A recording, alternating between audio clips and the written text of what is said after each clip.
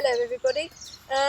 For those of you who are missing Green Island Gardens, we're going to post a series of little snippets online just to keep you up to date with what's happening in the gardens and hopefully give you a few little insights into some of the plants you might not know so much about. This one I'm going to show you this morning is one of my favourites.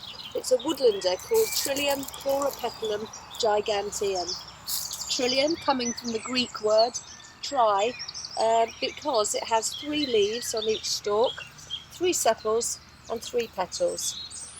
They make fairly magnificent woodland perennials. They're very slow growing and they're quite tricky to grow. They like a moist, humus-rich woodland soil that is well drained, so they don't like to sit waterlogged over winter, but yet they still need moisture throughout the year. This clump here has been here for nearly 20 years now. And it is one of my favourites. They do come in different colours, which we'll show you in a moment, but I'm especially proud of this one because it's actually started self-seeding, and trilliums to grow from seed are very, very tricky.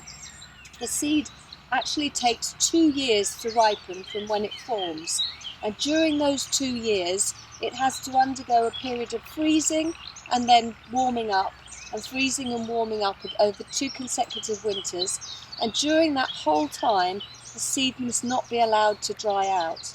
Successful germination looks like these little ones down here, which are this year's seedlings, and the ones above, these ones will be last year's, and these ones here are 3 or 4 year old seedlings which have now started to flower, and we are actually offering a few of these for sale in the nursery now. Trilliums are obviously expensive to buy, but if you've got the right sort of soil, they're really, really worth having a go for. We'll just show you a couple of other varieties. This one is Trillium chloropetalum Giganteum.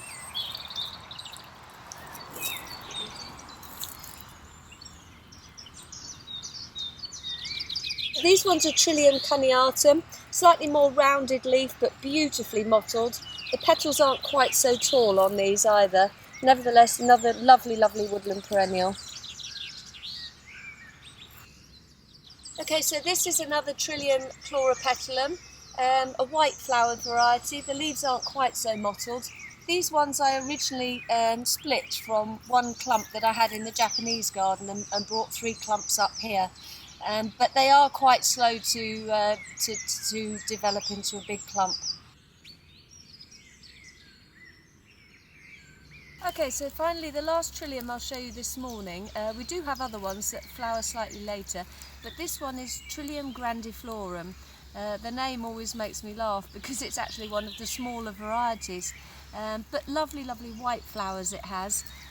Again, quite slow to clump up. These have been planted here for ages. People often ask me what we feed our plants with in the woods and the gardens here, and the answer is that I don't feed any of my plants apart from the trilliums and the fritillaries, which are greedy feeders, and I do tend to give these all just a mulch with some well rotted horse manure just as they're starting to go off flowering, and that feeds the tubers for the year after.